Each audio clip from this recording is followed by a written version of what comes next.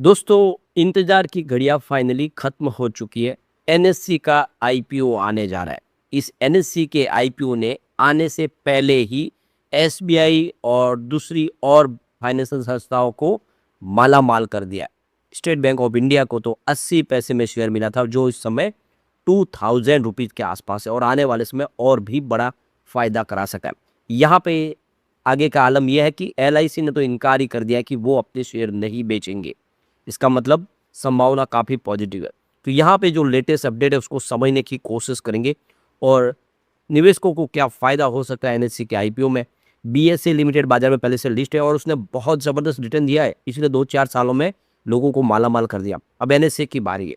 तो क्या है पूरी संभावना, उसको जानेंगे इस वीडियो के माध्यम से।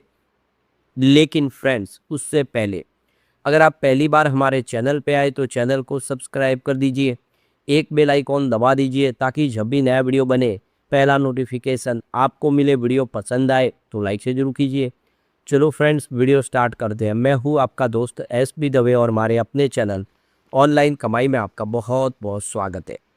तो एसबीआई के आईपीओ का बिगुल बज चुका है। State bank of India, IDBI bank, ऐसी जो अलग अलग संस्थाएं वो अपने शेयर बेचने जा रही है। तो देख सकते हो कि ज़बरदस्त गुड न्यूज़ आ चुकी है।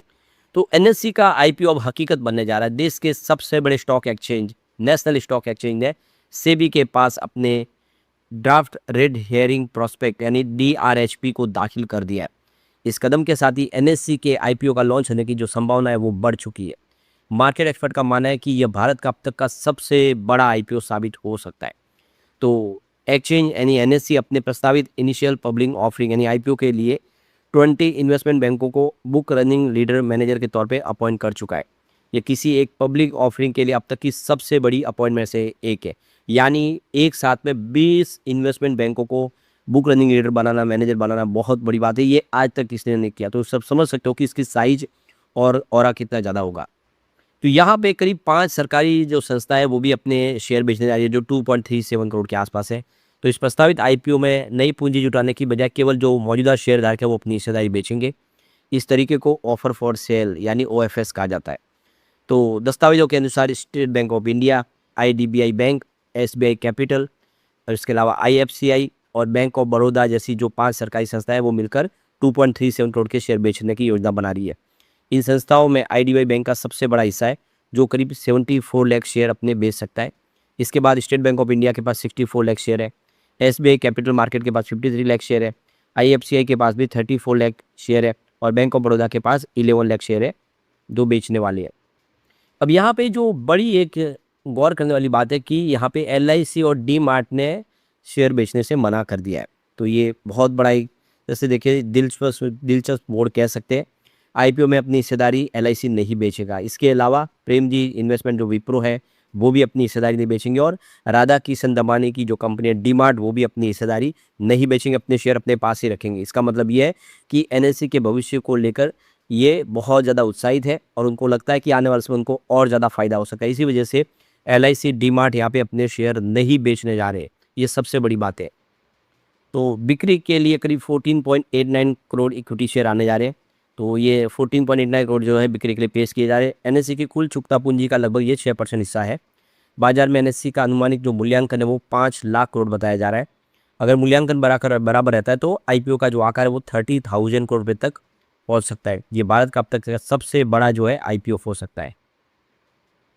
तो एनएससी सिर्फ भारत का सबसे बड़ा स्टॉक एक्सचेंज नहीं है, बल्कि दुनिया के सबसे बड़े इक्विटी डेरिवेटिव एक्सचेंज में भी शामिल है। ये फाइनेंशियल ईयर 2026 में इसके प्लेटफॉर्म पर करीब 36 अरब से अधिक डेरिवेटिव कॉन्ट्रैक्ट का कारोबार हुआ है।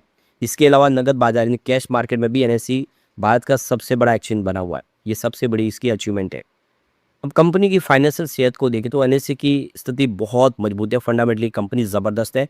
फाइनेंशियल ईयर 2026 में कंपनी का जो ऑपरेशन रेवेन्यू बढ़कर सीधा 16,601 करोड़ तक पहुंच गया है, जबकि नेट प्रॉफिट 10,302 करोड़ रुपए तक पहुंच गया है। हालांकि पिछले साल की तुलना में मुनाफे में कुछ कमी आई है, लेकिन कंपनी की कमाई और नकदी प्रवाह अब भी मजबूत बने हुए हैं।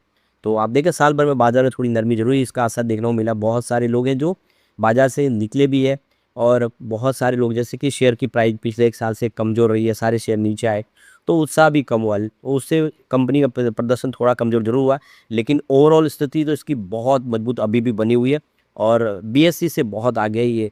एक्सचेंज। सबसे बड़ी बात है कि इसका जो टेक्निकल पार्ट है वो भी बहुत मजबूत है। टेक्निकल क्षमता के मामले में एनएससी सबसे आगे। मार्च 2026 तक इसका जो सिस्टम है प्रतिदिन औसतन 12 से 14 अरब मैसेज प्रोसेस कर रहा था।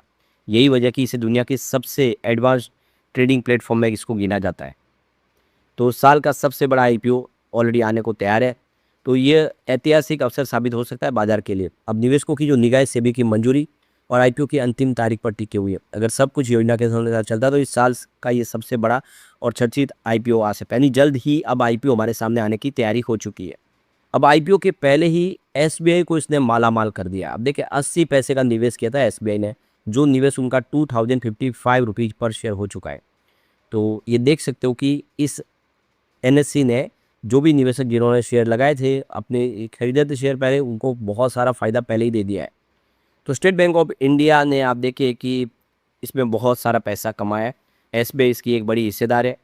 तो बैंक ने 1993 से लेकर 1999 के बीच में औसतन 80 पैसे प्रति शेयर के हिसाब से एनएससी में हिस्सेदारी ली थी। उनकी जो शुरुआती निवेश था वो 1.98 करोड़ रुपए के आसपास था।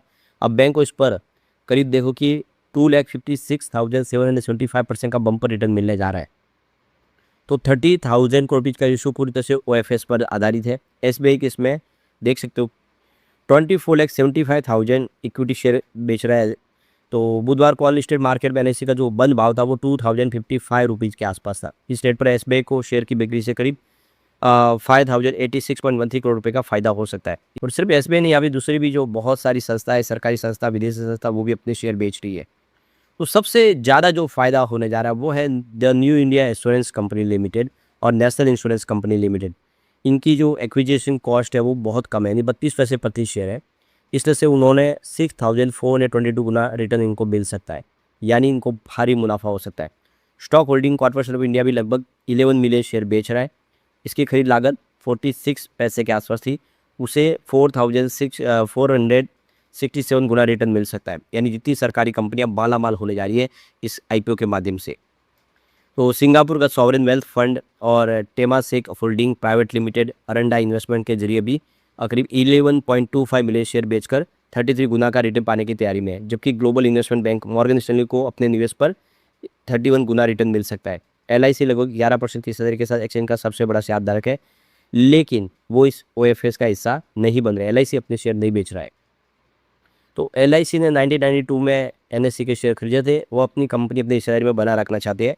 ड्राफ्ट के मुताबिक एनएससी के आईपीओ में 50% तक शेयर जो है क्वालिफाइड इंस्टीट्यूशनल बायर्स को दिए जाएंगे। इसी तरह कम से कम 15% जो शेयर है वो नॉन इंस्टीट्यूशनल जो इंस्टीट्यूशनल बिल्डर्स है उनके लिए रिजर्व रखेंगे और 35% शेयर रिटेल इन्वेस्टर के लिए रखे जाएंगे। यानी 35% का कोटा होगा, आरक्षण का होगा, वो रिटेल इन्वेस्टर के लिए होगा। अब कंपनी के फंडामेंटल देखें तो बहुत ही ज़बरदस्त है। देखो मार्केट के अभी समय 5.08 लाख करोड़ के आसपास है और आप देखिए जो प्राइस टू अर्निंग रेशियो, इसका पी रेशियो 49.96 का है और रिटर्न ऑन इक्विटी इसका आरओई 31.7% के आसपास है। डेट टू इक्विटी रेशियो बिल्कुल डेट फ्री बैलेंस शीट है। तो आप क्लियरली समझ सकते हो स्थिति बहुत ज़बरदस्त है। बुक वैल्यू इसकी 129.76 रुपीज़ की है और एबिटेडा मार्जिन इसका 74 से लेकर 78% के आसपास है। इससे आप क्लियरली समझ सकते हो कि फंडामेंटली वाकई में एनएससी बहुत मजबूत है। अब यहाँ पे जो सबसे बड़ी बात है कि डोमिनेट पोजीशन है इसकी मार्केट में। 94% कैश इक्विटी मार्केट में इनका पूरा का पूरा बोलबाला है, यानी पूरा 94% का हिस्सेदारी है इनकी इक्विटी मार्केट में। फाइनेंशियल सेहत देखें तो बहुत अच्छी है। कंपनी इन्वेस्टमेंट एसआईपी के माध्यम से भी अच्छा काम कर रही है। डीमेट अकाउंट के माध्यम से इसको फायदा होता है और सबसे अच्छी बात है कि इसने 35 रुपीज़ प्रति शेयर डिविडेंड ऑलरेडी दे दिया पहले ही, यानी अपने निवेशकों को इसने भारी फायदा पहुँचा है। 35 रुपये डिविडेंड दिया है। अब देखें ये लिस्टिंग से पहले की बात है, यानी आने वाले इसमें भी निवेशकों को फायदा हो सकता है, डिविडेंड अच्छा मिल सकता है। लेकिन फ्रेंड्स, कोई भी इन्वेस्टमेंट करने से पहले अपने फाइनेंशियल एडवाइजर से एडवाइस ले ले या अपना खुद का रिसर्च करें, क्योंकि मैंने वीडियो आपके एजुकेशनल पर्पज़ के लिए ही बनाया। वीडियो पसंद आए तो लाइक से जरूर कीजिए और चैनल को सब्सक्राइब कर दीजिए। Thank you friends.